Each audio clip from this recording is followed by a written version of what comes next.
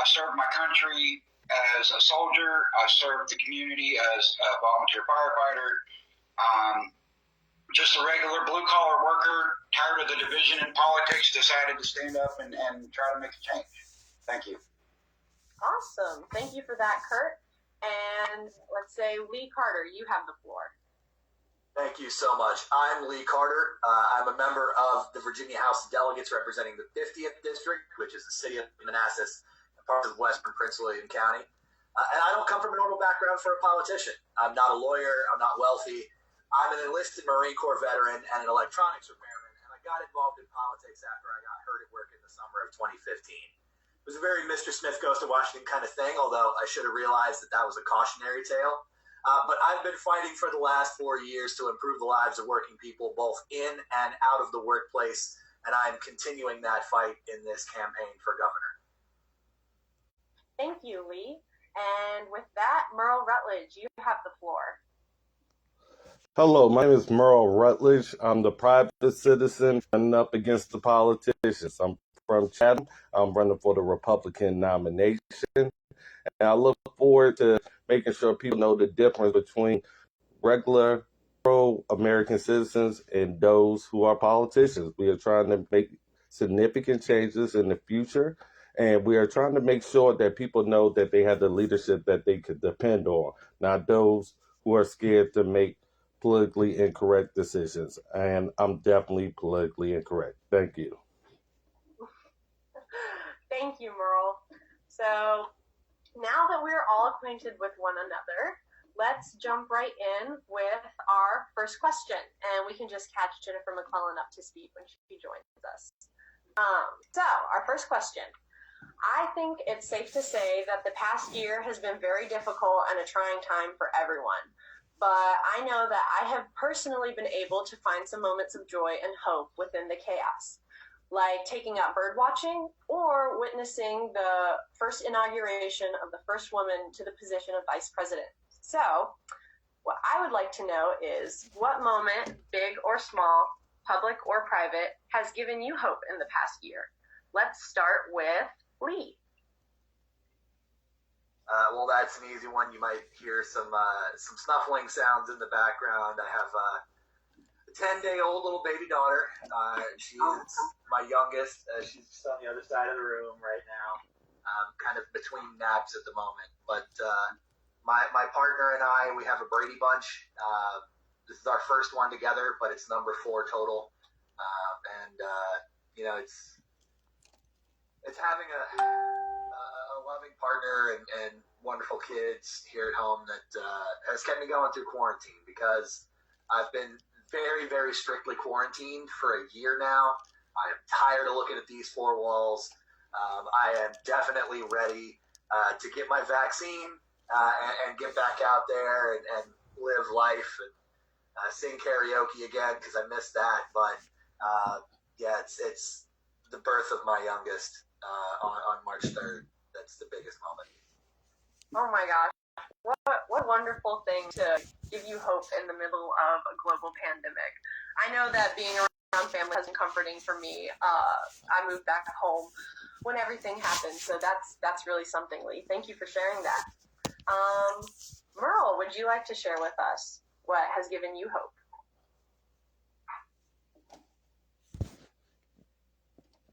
Well, what has given me hope is the fact of South Dakota. At least they stayed open during this whole time frame and was able to enjoy everything, karaoke and more. I don't see no difference between South Dakota and Virginia right now. Virginia should be open. People should be enjoying their way of life. And right now, that's being held up by some of the people on this line. They're part. And what we are trying to do is get back to normal. We should have been back to normal. So I'm looking forward to getting back to normal. Thank you.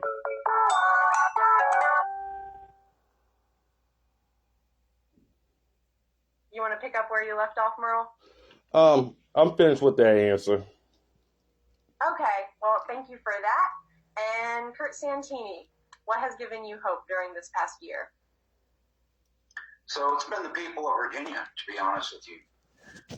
Campaigning for governor, you're traveling all across the state, you're meeting all walks of life, from business owners to the construction worker to the burger flipper to the gas station attendant.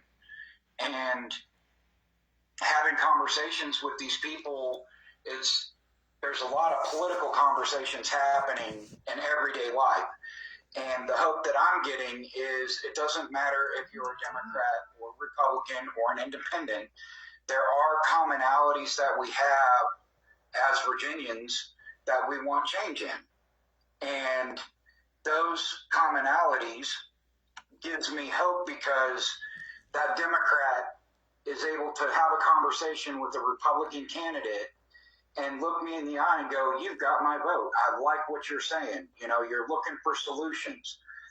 And they're not just cutting me off and going, oh, you're a Republican, I'm not even going to talk to you.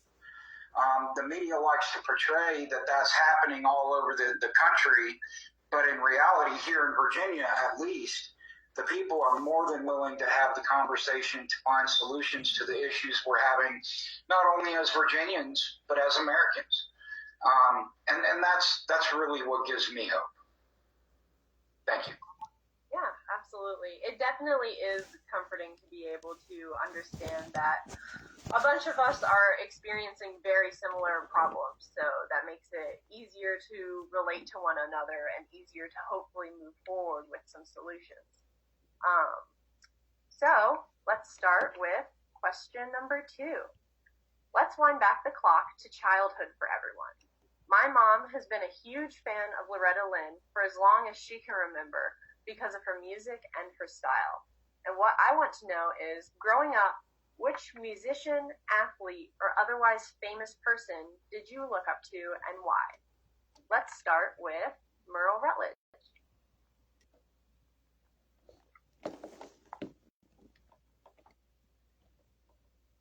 Merle?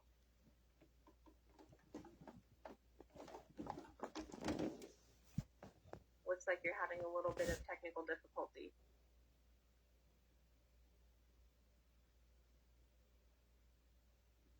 Sorry about that. I'm sorry. Something's happening with the microphone. Can y'all hear me? Okay, so Can you repeat the question? I'm sorry about that. I was trying to. Kurt Santini, would you like to answer that question while we try and figure out what's going on? Sure. I didn't really have a famous person that I looked up to growing up in my childhood. I actually had a very, very rough childhood in comparison. To be frank with you, both my parents were drug addicts until I was 11, 12 years old. There was a lot of physical, mental abuse in my household, a lot of not eating.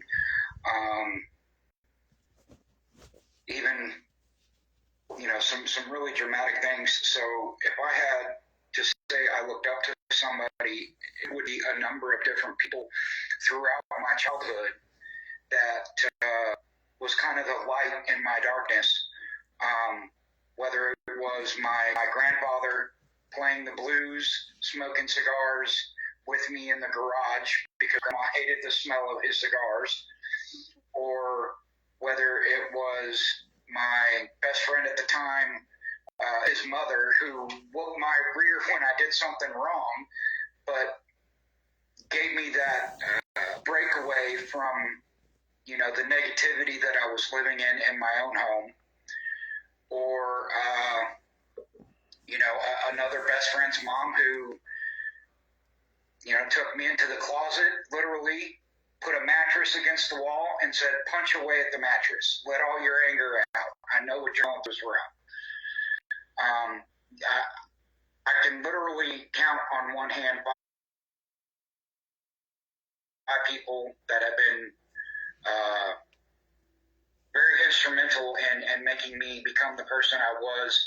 By all rights, I should have been a drug addict, an alcoholic, in and out of prison like the good majority of my family are. But those people helped me learn from my parents' mistakes, from my uncles and aunts' mistakes, and kind of set me in the direction that I needed to go in. And that brings me to where I am now.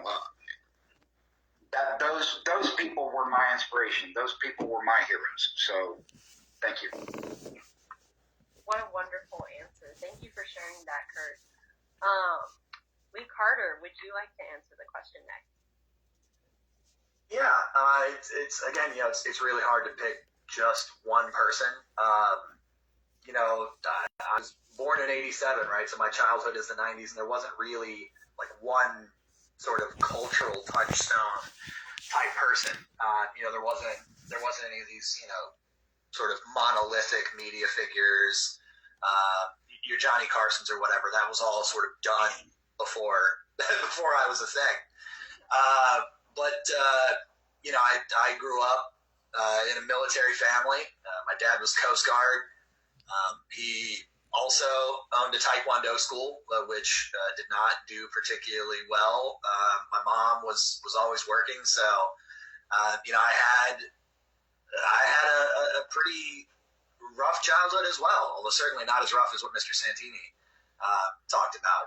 I had a latchkey childhood, right? My parents were just always at work, and so when I was growing up, basically from about 11, 12 years old on, it was just me left to my own devices and, trying to figure out ways to entertain myself. And,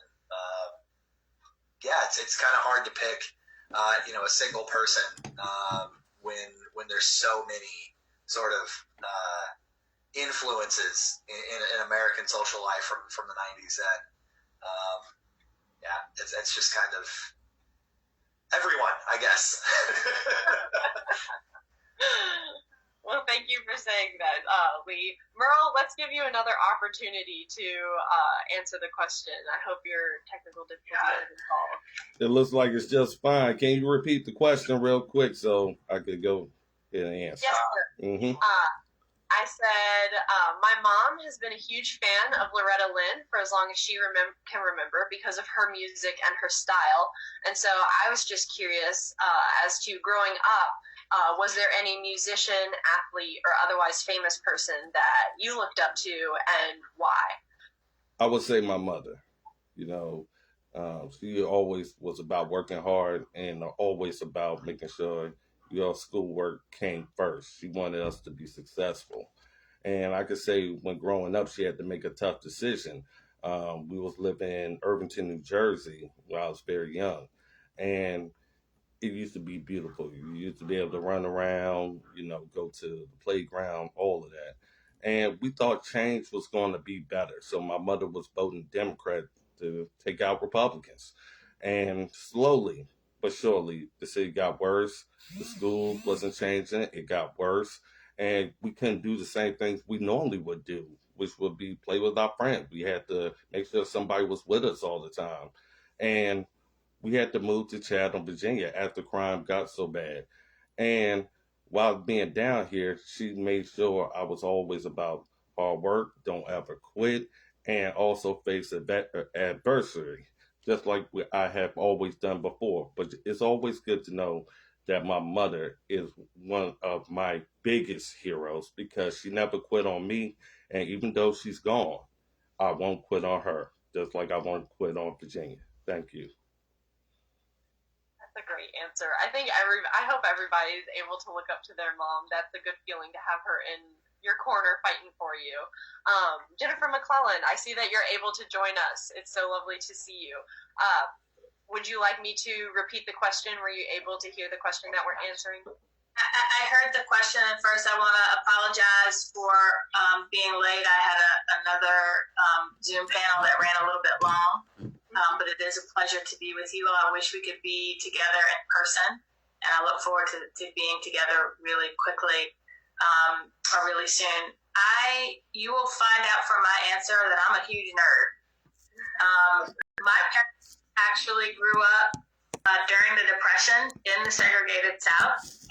My dad, in particular, sparked a love of history in me.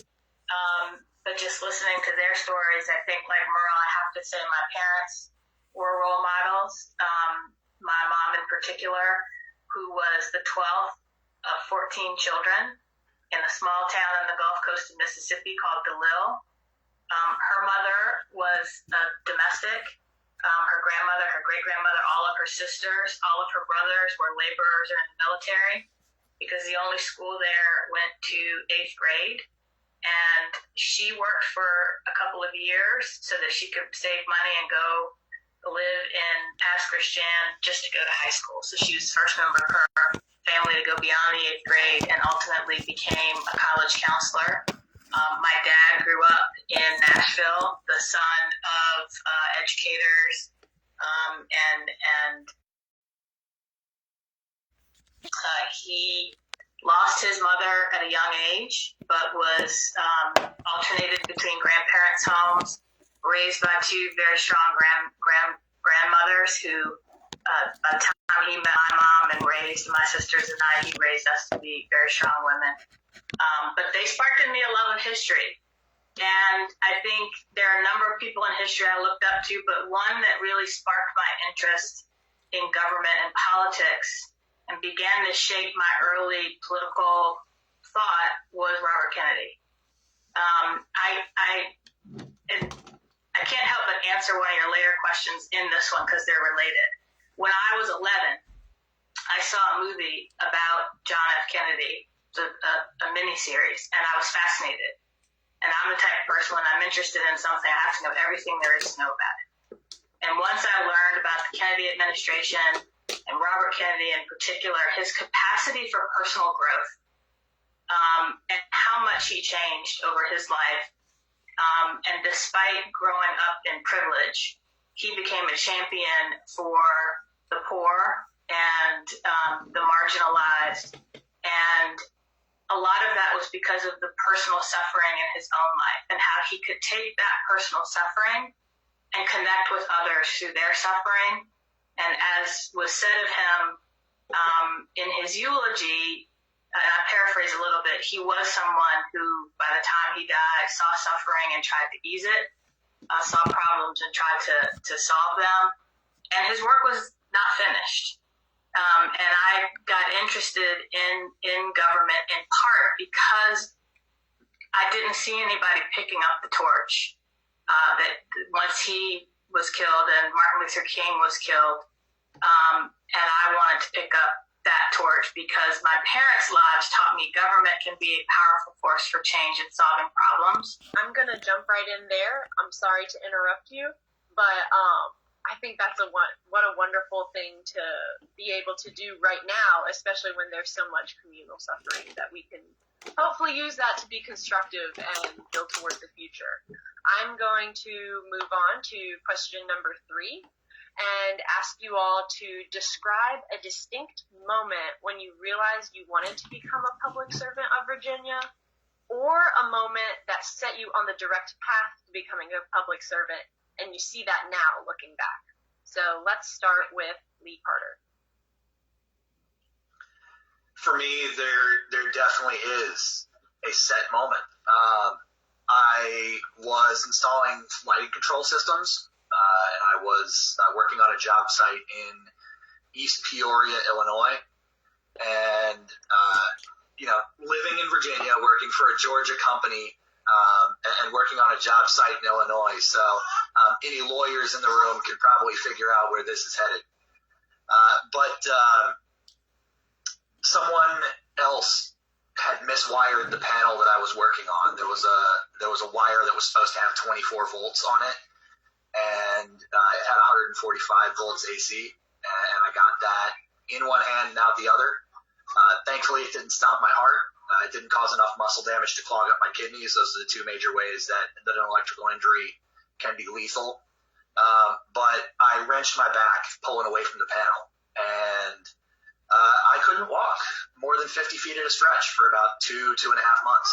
And I got shuffled around from doctor to doctor, all of them, chosen by my employer because that's the law here in Virginia under workers' comp. And none of them wanted to do anything. They just kept giving me pain pills and shoving me out the door. And I finally found an orthopedist and paid him out of pocket to figure out what the problem was. They were able to get me back up on my feet in just a couple of weeks. And I called my boss and I said, hey, I'm ready to go back to work. And he said, he actually had the audacity to say these exact words. He said, we have work, but we don't have any for you. Because the customer you were contracting for doesn't want you on their job sites anymore. And I started going to folks that worked in and around politics and asking them, what are you going to do about this? What are you going to do about workers' comp? What are you going to do about the company picking the doctors? What are you going to do about retaliation against people that got hurt? And nobody had an answer. I had one person that actually worked for the Democratic Party of Virginia who looked me dead in the eyes and said, we don't have any polling data on workers' comp. And I said, I don't care if you have polling data on it. It needs to be fixed. It's broken. Fix it. And Stop you there. I'm so sorry. So that's how I got here. I just had to fix it. Wow. Yeah. That's wonderful. Santini, would you like to share with us? Yes, ma'am. So, knowing my childhood background, I went to a lot of different schools, and I was not a very good kid growing up by any means. But at some point, I became the bully's bully, if you will. I'd see a kid wearing glasses, much like I do, getting picked on by a bully, getting his lunch money taken. And I'd been in hundreds of fights up to this point, and I, step in between this kid and this bully, and I said, look, you ain't going to do it. You're going to have to go through me. Well, later that afternoon, the bully went through me, and I got my rear end kicked. But that kid was never messed with again by that bully. By the time I was in 9th grade, I said, you know what? I want to make a difference in my own life. I'm going to change who I am. Started getting better grades. Well, unfortunately, family life being what it was, I ended up moving out and living on my own when I was 15. From 15 to 20, I worked 2 different jobs, Burger King in the morning, janitor at night, and I joined the service at 20. I knew I wanted to serve. I knew I liked protecting those kids from the bullies. I knew that America was protecting other countries from bullies, and I wanted to serve. 3 years into my service, I fell 100 feet, broke my back, went paralyzed, had to learn to walk again. Went through 15 years of VA medical health administration, basically just telling me pain management, there's nothing we can do. And initially it was, you're too broke, can't fix your pain management. Then it's all in your head. Then you're just a drug addict from all the drugs that they're sending you. And, I'm constantly throughout this 15 years going to my legislators, my congressmen, my senators, my governors, never getting any help for the atrocities that were committed against me as a veteran in the Veterans Administration health system. Most recently with Congressman Ben Klein, as a matter of fact. And I went to the congressman's office. I was supposed to have a meeting with him. He didn't show up. His aide showed up. I explained what was happening within the VA. The aide literally said these words to me. If I were you, I would never go back to the VA again. How can I get you back in the VA? I'm going to have to stop you there, Kurt. And that's when I said, I'm running for office. We need real change, real people. Mm-hmm. And that's where it stops anyway. So thank you. Thank you. Yes. And thank you. That was great. That's a very interesting story. It sounds like Kurt and Lee have had very similar experiences, which is interesting. Merle, would you like to answer this question and describe a moment when you realized you wanted to become a public servant? Well, first, God got to call you for this type of duty. And God called on me first to get into this race. I love people. Homegrown, home grit. I love people. I love making sure they have a voice when they are silenced.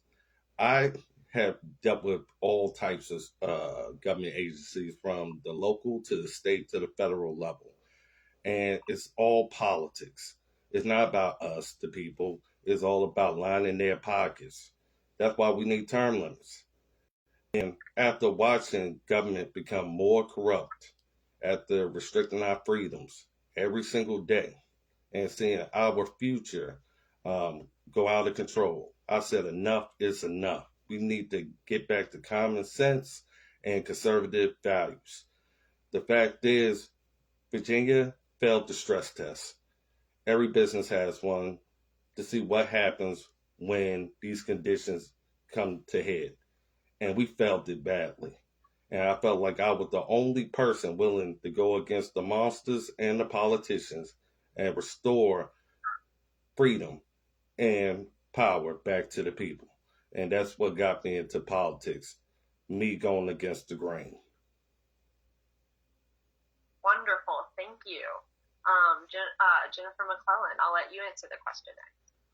So I told you what that got me interested in sort of government and public service, but I thought my public service was going to be working to get other people elected and then working behind the scenes. My dream job was I wanted to be a lawyer to a congressional committee and help make law that way, but that didn't work out. So I decided to run when my delegate ran for lieutenant governor, and the more I thought about it and the more friends talked to me and the more I prayed about it, the more I realized that I wanted to be the one making change, not just electing other people to do it.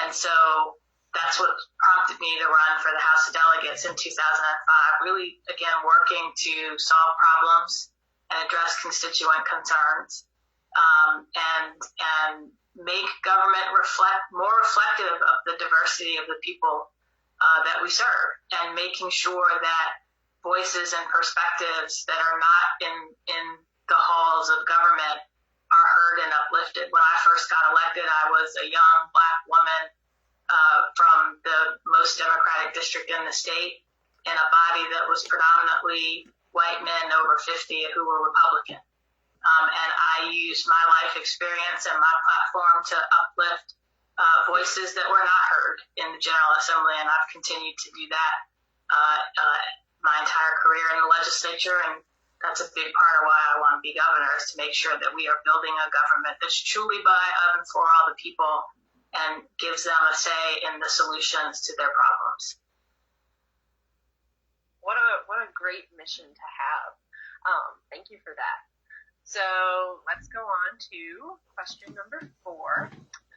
If you were to win the election and become governor, what do you see as your top 5 priorities to take action on? And I know that this question can go on for a really long time, so I'm just going to remind everybody that we've got 2 minutes to answer it. So let's start with Merle Rutledge. Well, my first priority is kicking Democrats out of office, period. They allowed our streets to go to criminals. My second priority is criminal justice reform, making sure our justice system is fair, making sure our prosecutors and our defense attorneys all have the same evidence, open file discovery, making sure body cams are readily available to the public within 3 days. Yes, those are priorities. Also protecting our right to defend ourselves, making sure that we are not held hostage to any tyrannical government or to any criminal at all. We have to make sure we protect our guns.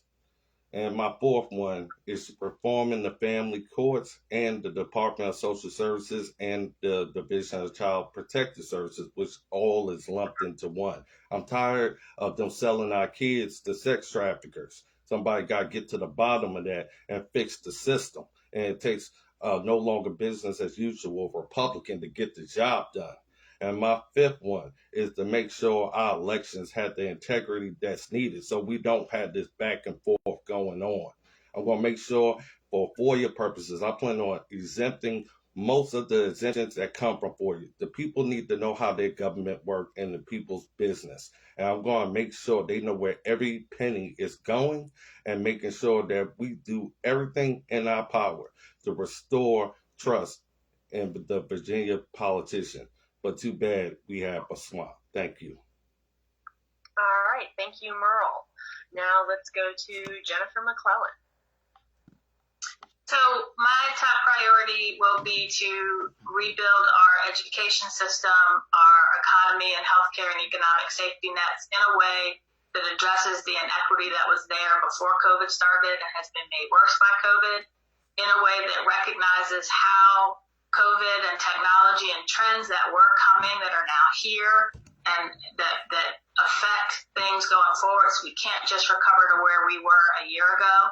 And to, as part of that, making sure when I talk about the education system, I talk about from birth to career, so that we have high quality, affordable early childhood education and childhood for everyone that wants it. Including making sure that no family pays more than 7% of their income on it, that it is aligned with an education system where the quality does not depend on the zip code where you live, and is preparing our students for the jobs and to be productive members of society when they graduate and beyond, and that we are rebuilding our economic and healthcare safety net so that we are prepared for the next crisis, because they weren't ready for this one. They were stretched to the brink and to the breaking point. And before COVID, many people didn't have access to care if they got sick or injured, particularly in our rural communities. Making sure that we rebuild those safety nets better and more equitable than they were before COVID. Thank you for that. Now let's go on to Kurt Santini. So my number one priority is unity, okay? Right now we're so divided as not only a state but as a country, and we're divided by race, politics, gender, wealth class, and politics is a part of that. Politics plays a big part in how we're divided in all the other ways. So I'm running on a bipartisan platform with term limits, ending our legislators' qualified immunity, and repercussions for oath of office. This is bipartisan in nature because it doesn't matter if you're Democrat, Republican, doesn't matter if you're black or you're white. This is how you get things done, okay? If you want to talk about the black communities, I grew up in black communities. My grandfather's black. I understand what they're talking about when there's racism and oppression, but I also understand that that has spilled over into the white communities, the low-income communities. They're feeling a lot of that oppression as well, violation of their constitutional rights. If we don't fix the laws that are currently on the books, nothing else is going to matter. Now, we've got definitely income equality when it comes to our school systems. We need to take care of that. We should not have rich schools and poor schools. Your level of education as a child should not be determined by the zip code you live in. It should not be determined by your parents' income or your parents' ability to live in a $300,000 house or a $400 apartment. So that needs to be looked at. Economy is a big issue. We've shut down a lot of businesses. We've made it very difficult for businesses that haven't shut down to stay open. And we definitely need to give tax breaks, lower taxes, reduce regulations so that these businesses can rebuild themselves, the ones that didn't shut down, and tax breaks for the new businesses trying to start back open. Maybe if you shut down and you want to start back open, you can't. But there's so much involved within all of that. None of it's going to happen if we don't bring together that unity, okay? And that unity comes from, am I out of time? I'm sorry, Kurt. I'm going to have to stop you there. You're good. All right. So, Lee, you have the floor with this question. All right, you asked for 5 in 2 minutes, so I'm going to have to kind of speed through this here. So, first of all, as a first step towards a healthcare system that guarantees everyone can see a doctor, not just access, not affordability, but actually guaranteeing healthcare, we have got to reimburse people's out-of-pocket COVID expenses. I don't think you should be out-of-pocket anything because you got sick during a pandemic. So whether that's $20 for a COVID test or $20,000 for an ICU stay, my administration will create an office to reimburse people's out-of-pocket expenses. You bring in the receipts, we cut you a check, we fight with the insurance companies on your behalf. You don't have to worry about it. That's number one. Number two, we've got to end these corporate subsidies that we've been relying on for economic development for far too long. For the last 30, 40 years, Virginia has shelled out tens of millions, hundreds of millions of dollars. Sorry, I live in Manassas. It's a railroad town. Virginia has shelled out tens of millions, hundreds of millions of dollars every year to these massive corporations like Amazon, Micron, Volvo, IKEA, you name it. And it hasn't solved the problem of income and wealth inequality in our Commonwealth because it can't solve the problem of income and wealth inequality in our Commonwealth. We've got to stop eating that economic junk food and actually put in the hard work to build a sector of our economy that is owned and operated by and for the working people of Virginia. So you get to own the place where you work. You get to control those 8-10 hours a day that you spend at work. and not far away investors like Jeff Bezos and Elon Musk. That's number two. Number three, we've got to legalize cannabis right. We have a choice now. We can either legalize it in a way that allows big tobacco to buy up the whole industry and continues the inequities that prohibition causes, or we can legalize it in a way that the industry is owned and operated by working Virginians, particularly those who have been impacted the most by prohibition, and use the cannabis tax revenue to create a fund for reparations for Black and Indigenous Virginians.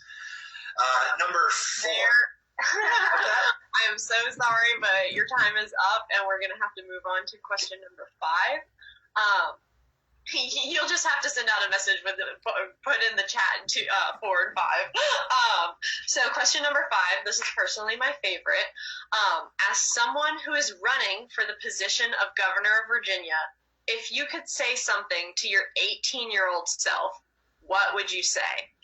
And with that, I want to give Jennifer Mclellan the floor. Don't be afraid to fail, because our failures, when we fall down, that's when we learn to pick ourselves up and to come back stronger. And I think too many times, definitely when I was 18, but throughout my life, I have to remember that failure, while not fun, and it makes you stronger. And when you take risks and aren't afraid to fail, you have incredible successes. So don't be afraid to fail. That's a wonderful answer. All right, and so Kurt Santini. So Thomas, going on Jennifer's cue there, Thomas Edison made several hundred light bulbs before he found one that worked. He said, I did not fail 200 times. I learned 200 ways not to make a light bulb.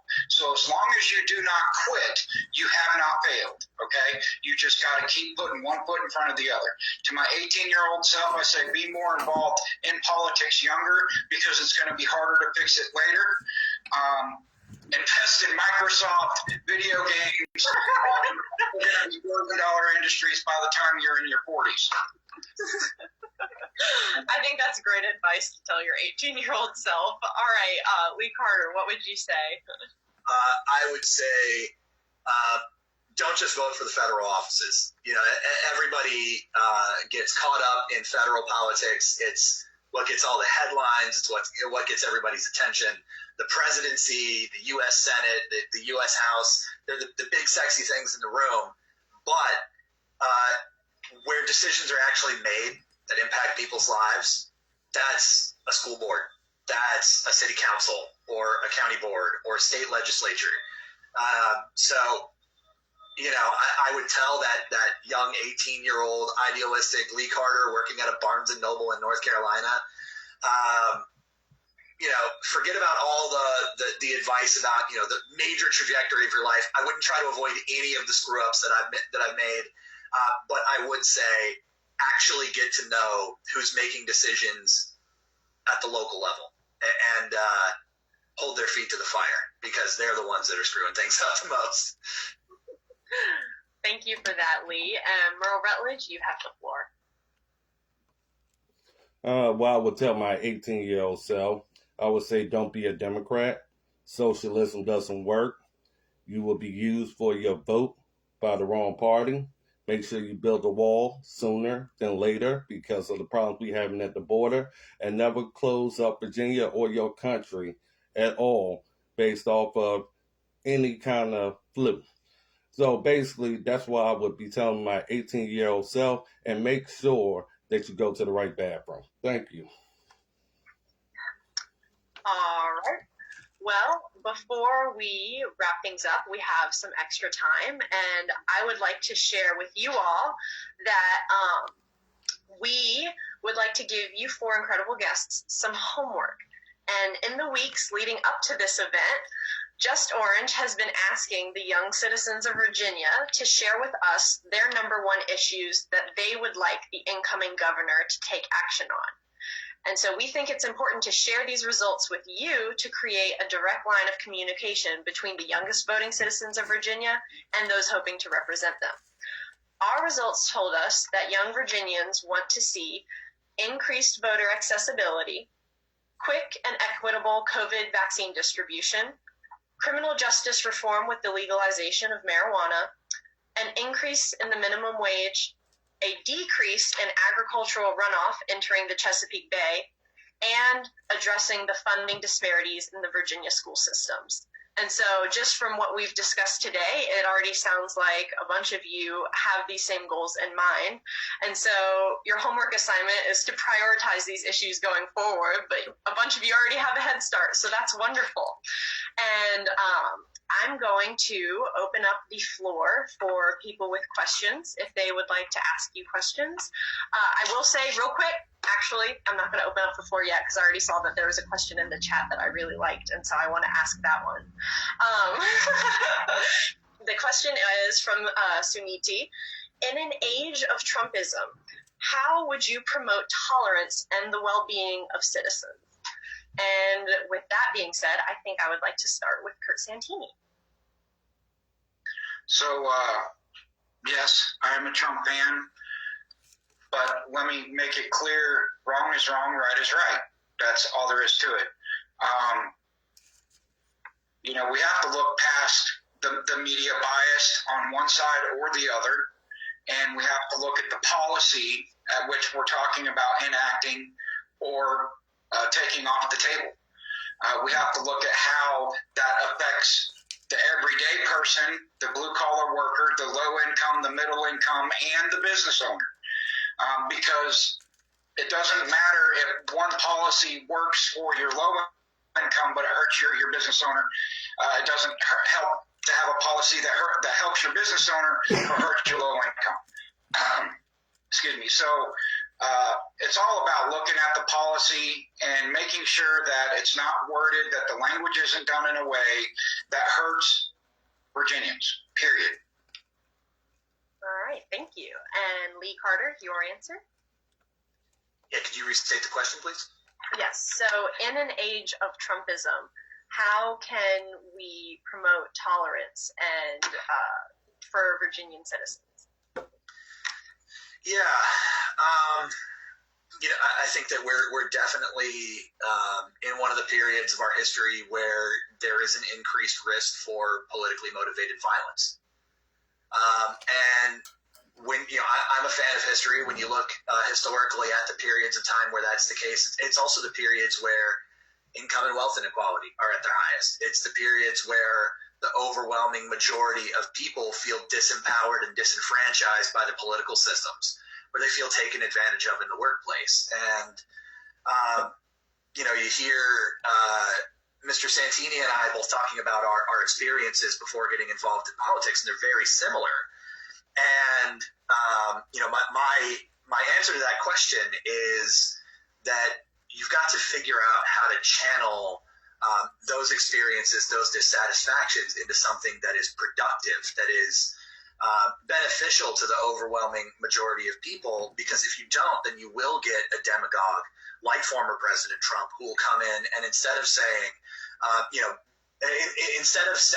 that Wall Street is the source of the problem, big business is, destroying the economy where you live, he'll come in and he'll say, no, it's not them. It's not the rich and powerful that's doing it. It's your neighbors. It's the immigrants. They're coming to take your job. They're coming to turn things over to criminals. And so you do have to, in order to promote tolerance, you have to correctly identify the source of people's economic and social ills, right? You have to be able to put your finger on exactly why things are wrong. Otherwise, people will search in the wrong places for an answer, and they'll start blaming each other.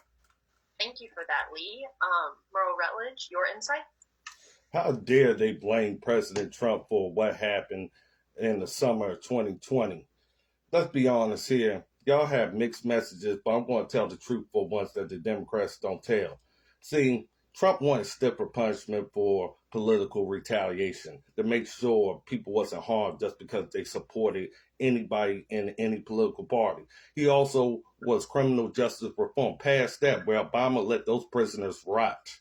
He also passed tax reform and had the strongest economy before Biden messed that up. And it only took Biden a few months. Trump had a couple of years of the strongest economy. Let me go ahead and talk about that.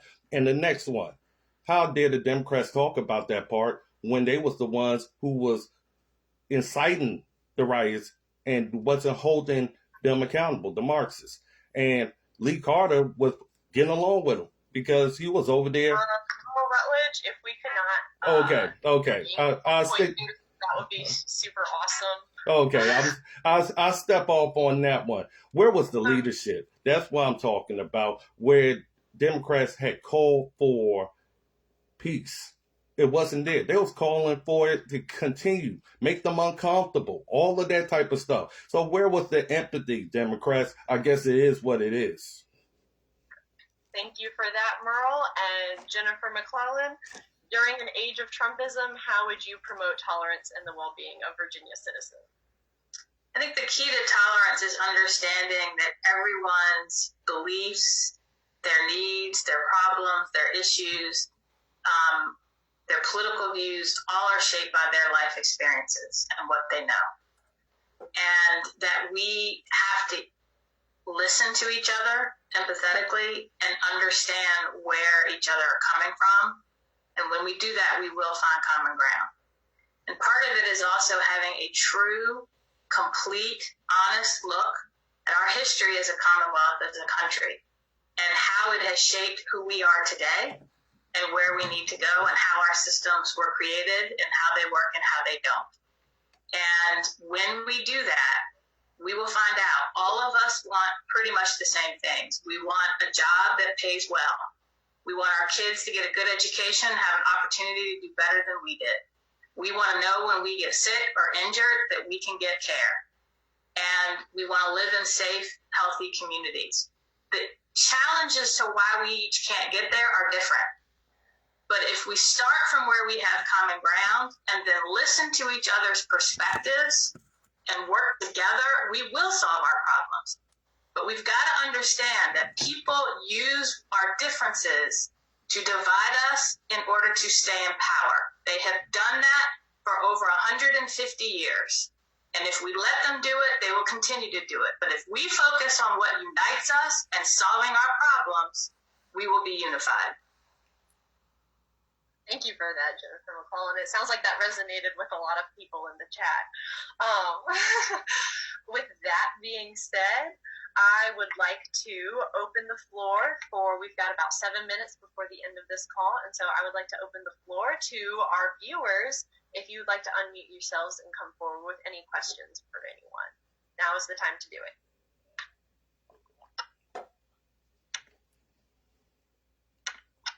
Mr. Rutledge,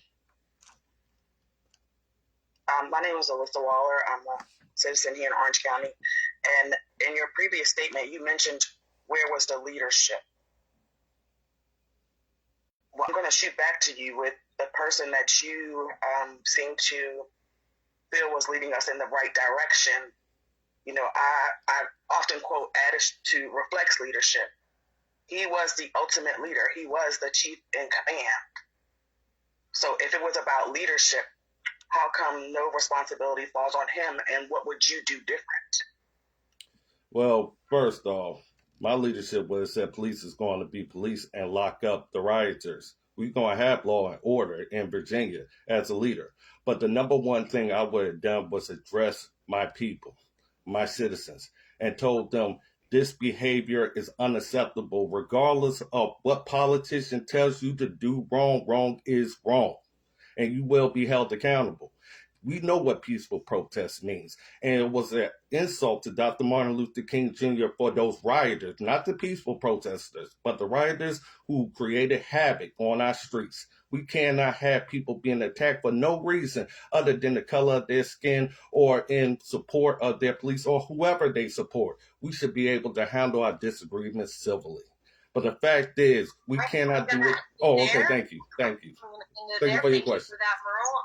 Would anybody else like to come forward with any questions?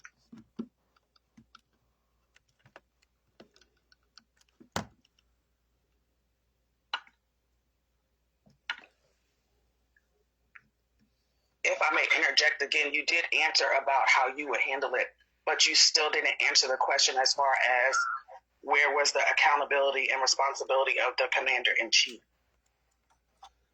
See, in a time of crisis, you go to the church. I'm scared that this is going to digress a little bit, and that is not the purpose of this event. Okay. I don't want this to be just a pointing fingers thing, so let's just move on. Kurt Santini, would you have something nice to say? I mean, I don't know that it's going to be nice.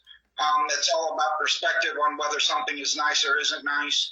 And a lot of the discord we're having right now is also about perspective. As a Republican, my perspective is a little bit different than a Democrat, so to speak. Now, what Jennifer was speaking on earlier, I was agreeing with. I was shaking my head. I was putting thumbs up to, because that's something we have in common. We agree that that discord is that way. And to answer Alyssa's question for Republicans in regards to where was the commander-in-chief, he was doing his job overlooking the federal government, not the state. Okay, it's not Trump's job to come into the state and do anything. It's not the president's job to come into the state. It's the governor's job. So where we failed in Virginia, that falls completely on the governor. Okay, and what I mean by where we failed, I mean by how the peaceful protesters got caught up in the riots. Okay, how the rioters were not arrested and stopped so that we could have peaceful protesting without it being criminalized, victimized, or any other term that you want to use to provide us as a state. Well, like Jennifer said, since the history of time, the more they divide us, the more power they maintain. Thank you. All right. Yeah, I just wanted to say a comment really quick. Okay, Dan. If I may. Yeah. Hi, everybody. I just wanted to congratulate Jenna on this spectacular event. I want to commend her on her hosting ability and her courageousness in getting all of you guys together on a platform where there's so many different opinions and perspectives. And I just want to say that I feel that this event has been a complete success. The fact that we were able to get Democrats and Republicans here on to speak on subjects that matter to all of us is just incredible. And I think I just want to thank all of you guys for being a part of that. Something that I think is really unique that you guys are all here. And I just want to say thank you for your time, and thank you, Jenna, for doing this as well. Thank you for that little shout out, Danny. So since we are approaching the top of the hour, I'm going to say that it is time to say thank you to Jennifer and Lee and Kurt and Merle for joining us here today. And also thank you to all the viewers who gave us some time out of your weekend this afternoon. If everybody could, if you post on social media, tag Just Orange on Instagram @JustOrangeVA, and stay tuned for next Saturday at 2 p.m. We're going to have O'Brien Martin will be hosting candidates running for lieutenant governor, and I hope to see all of you there, plus a couple friends as well. And I hope that everybody has a lovely rest of your weekend. Have a blessed weekend. Thank you for having us, Jenna. O'Brien, it was good to see you. Danny, thank you all for having us here. It's been a great, great afternoon. Thank you. Thank you all. Enjoy the rest of your day. This was wonderful. Thank you all so much for putting this on. Great time. This is how we should do it. Thank you, everybody. All right. Bye.